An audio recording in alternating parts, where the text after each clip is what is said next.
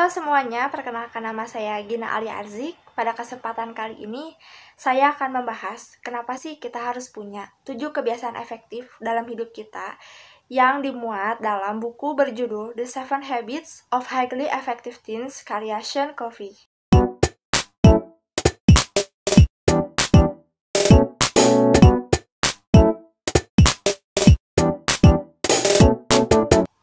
Sebelum menuju kebiasaan yang pertama, kita bahas dulu yuk, apa sih kebiasaan itu?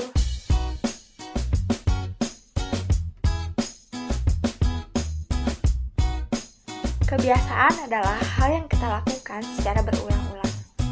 Mereka menjadi otomatis karena kita melakukannya secara terus-menerus.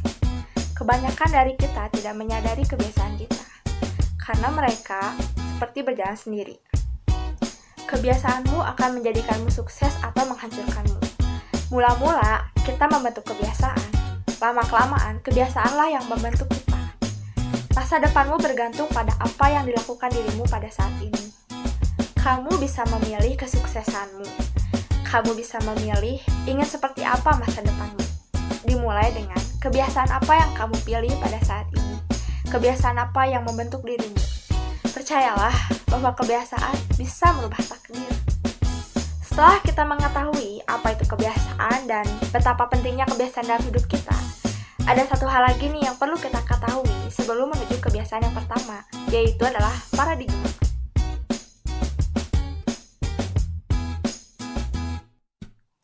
Kata lain dari persepsi adalah paradigma. Paradigma adalah cara kamu memandang sesuatu, pandanganmu, kerangka acuanmu, atau keyakinanmu. Paradigma adalah seperti kacamata. Kalau kamu memiliki pandangan yang tidak lengkap akan diri sendiri atau kehidupan pada umumnya, itu sama saja kamu memilih kacamata yang keliru ukurannya. Jangan sampai salah dalam memilih ukuran kacamatamu, karena ini akan berpengaruh pada masa depanmu juga. Pastikan kacamata yang kamu pakai saat ini tepat ukurannya, sehingga kamu tidak akan salah dalam memandang dunia ini.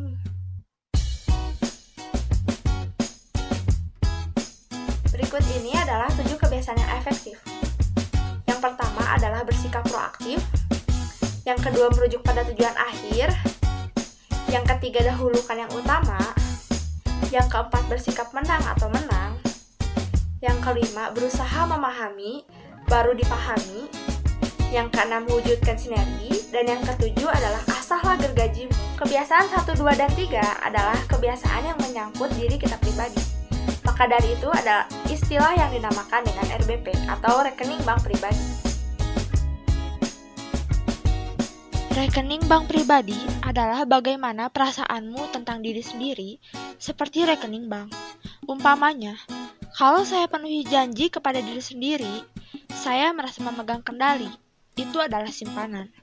Sebaliknya, kalau saya melanggar janji kepada diri sendiri dan saya merasa kecewa, itu adalah penarikan. Untuk melakukan simpanan yang banyak, mulailah dengan komitmen-komitmen kecil yang kamu tahu bisa kamu penuhi.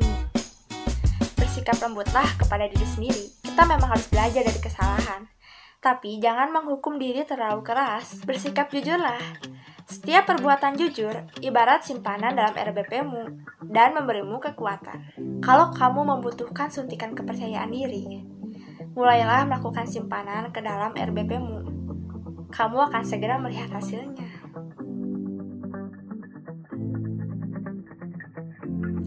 Baik, langsung saja kita ke kebiasaan yang pertama, yaitu bersikap proaktif. Manusia bisa bahagia, bisa tidak, itu tergantung pilihannya sendiri. Karena kita dapat dengan bebas memilih reaksi apa yang kita berikan. Janganlah mau diperbudak oleh emosi.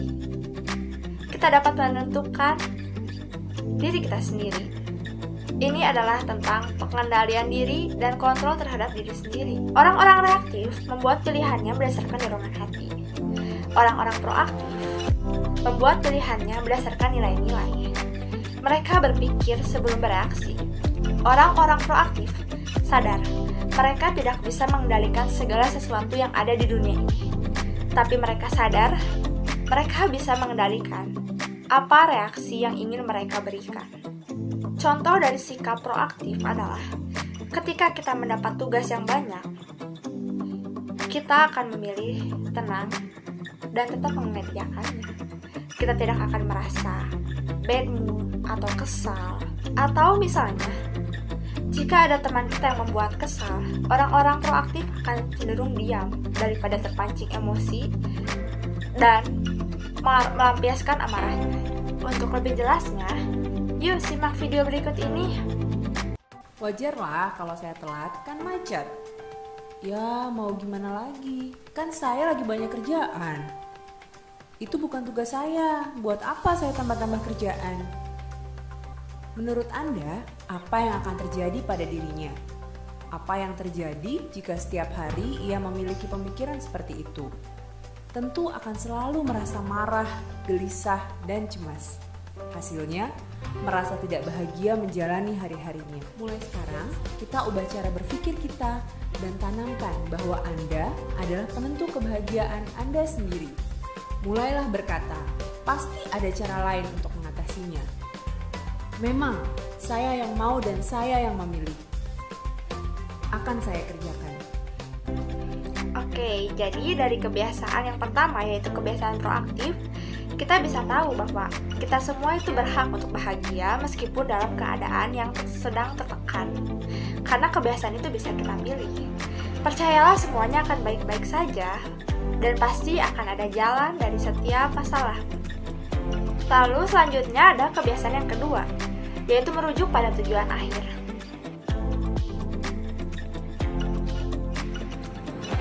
Merujuk pada tujuan akhir atau bisa kita sebut beginning from the end. Mulailah dengan mengingat-ingat apa tujuan akhirmu. Kendalikan takdirmu sendiri atau takdirmu yang mengendalikanmu. Jika kebiasaan satu mengatakan bahwa kamu adalah pengemudi dalam hidupmu sendiri, kebiasaan dua mengatakan kamu harus tahu ke arah mana kamu akan pergi. Kamu harus menggambarkan peta-peta untuk menuju arah tujuanmu itu. Bermimpilah setinggi langit hingga jika kau jatuh, kau akan ada di antara bintang-bintang. Tuliskanlah mimpimu, sasaranmu, hasil akhirmu ingin seperti apa. Dengan memvisualkan mimpi kita ingin menjadi apa, akan mempermudah kita untuk menggapainya. Karena tanpa target, anak panah akan terjatuh ke arah yang tidak jelas. Kebiasaan yang ketiga, dahulukan yang utama. Tentukanlah prioritas utama yang harus dikerjakan terlebih dahulu. Gunakanlah agenda. Tentukanlah batu-batu besarmu, jadwalkan batu-batu besarmu, sesuaikanlah setiap hari. Ada 4 kuadran skala prioritas. Penting dan mendesak, tidak penting dan mendesak, penting tak mendesak, tidak penting dan tidak mendesak. Kuadran yang paling tepat adalah kuadran yang kedua, karena mengerjakan hal yang penting dalam waktu yang tak mendesak. Ini tidak akan membuatmu stres, terhindar dari deadline, membuat lebih relaksasi, dan hidup teratur dengan manajemen waktu yang baik. Manfaatkanlah waktumu sebaik mungkin. Jika tadi sebelum kebiasaan 1, 2, dan 3 ada rekening bank pribadi, menuju kebiasaan 4, 5, dan 6 ada yang dinamakan rekening bank hubungan. Apa sih rekening bank hubungan itu?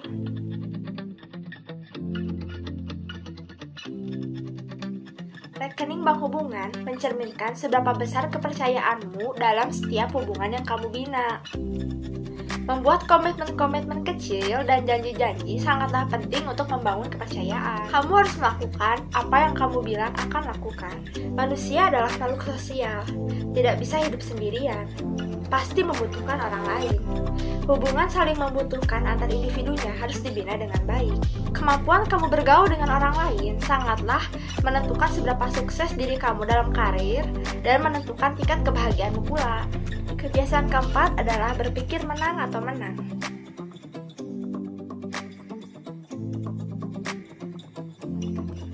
Cara berpikir menang atau kalah dan kalah atau menang selalu memenuhi pikiran dan hati kita dengan perasaan yang negatif. Berpikir menang atau menang adalah landasan untuk bergaul akur dengan orang lain. Ini dimulai dengan keyakinan bahwa kita semua sama. Tak ada yang lebih rendah atau tak ada yang lebih unggul. Dan tak ada yang perlu lebih unggul atau yang perlu lebih rendah. Semuanya sama. Keuntungan berpikir menang atau menang adalah perasaan senang yang ditimbulkannya. Berpikir menang atau menang akan memenuhi pikiranmu dengan kebahagiaan dan pikiran tenang. Kebiasaan kelima, berusahalah memahami terlebih dahulu, baru dipahami. Kamu punya 2 telinga dan 1 mulut. Dengarkanlah atau kalau tidak, lidahmu akan membuatmu tuli. Berusahalah untuk memahami lebih dahulu, mendengarkan, baru kamu berbicara. Karena kebutuhan paling mendalam dari hati manusia adalah dipahami. Orang takkan mengungkapkan isi hatinya, kecuali merasakan hati dan perasaan yang tulus. Kalau memberikan umpan balik, tanyakanlah kepada diri sendiri terlebih dahulu, apakah umpan balik ini benar-benar membantu orang itu? Sampaikanlah pesan-pesan saya ketimbang kamu, sehingga lawan bicara akan merasa tidak dihakimi atau merasa terancam. Contohnya, saya rasa kamu orang yang tidak sabaran ya. Saya rasa kamu cukup egois akhir-akhir ini. Itu terdengar lebih baik daripada kamu tuh orang yang tidak sabaran. Kamu tuh orang yang egois. Itu akan menekan dirinya dan akan merasa terancam. Orang tersebut akan merasa dihakimi. Kamu punya 2 telinga dan 1 mulut, gunakanlah sebagaimana mestinya. Lalu ada kebiasaan yang keenam, yaitu wujudkan sinergi. Sendirian begitu sedikit yang bisa kita lakukan, bersama-sama begitu banyak yang bisa kita lakukan. Sinergi tercapai kalau 2 orang atau lebih saling bekerja sama untuk menemukan solusi yang lebih baik daripada sendirian.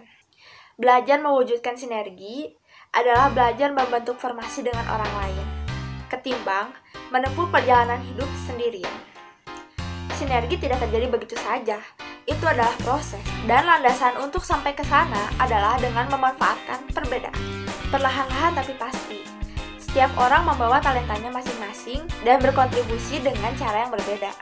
Produk sampingan dari kerjasama tim dan sinergi adalah terciptanya hubungan-hubungan. Berikutnya adalah kebiasaan yang terakhir, kebiasaan ke-7, yaitu asalah gergajimu. Sebelumnya, yuk kita lihat video berikut ini.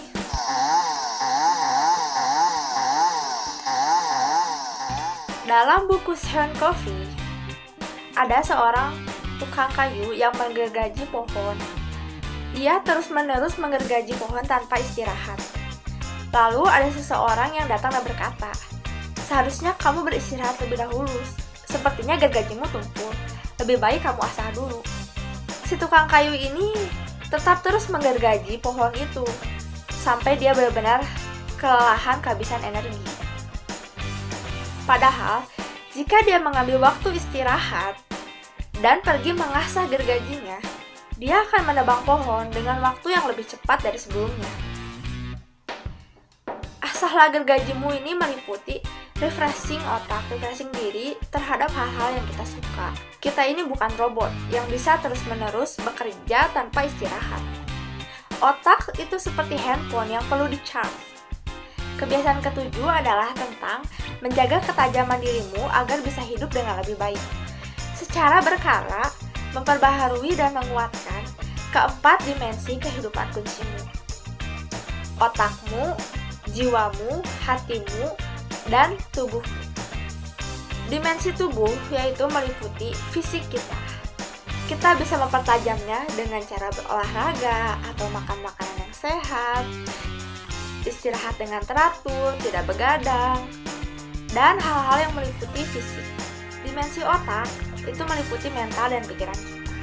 Untuk mempertajamnya, kita bisa dengan membaca, menulis, mempelajari keterampilan baru, dan lain hal sebagainya. Dimensi yang ketiga adalah hati atau dimensi emosional. Dimensi ini bisa dipertajam dengan menjalin hubungan-hubungan yang baik, yaitu hubungan RBP-mu dan RBH-mu. Melakukan pelayanan, bersikap baik kepada orang, atau tertawa. Dengan tertawa, kita bisa lebih bahagia, dan itu bagus untuk hati kita. Tertawa adalah kunci. Dan yang terakhir adalah jiwa, yaitu dimensi rohaniah. Bisa dipertajam dengan cara kita merenung, beribadah, berdoa, atau dengan menulis jurnal. Bisa juga dengan meditasi dan kembali ke alam. Pentingnya menjaga keseimbangan di antara 4 dimensi itu. Agar bisa mencapai prestasi yang baik, kamu harus menjaga itu agar tetap seimbang. Oke, jadi itulah ke-7 kebiasaan efektif yang bisa merubah takdirmu. Are you ready to change your destiny? Change your world, change your future? Just change your habit from now. Tak ada yang gratis di dunia ini, semua ada harganya, termasuk kesuksesan, karena keberhasilan itu dibayar dengan harga kerja keras. Jika kamu ingin sukses, siapkah kamu untuk membayar harga yang pantas untuk mendapatkannya? Good luck guys! Thanks for watching! See you!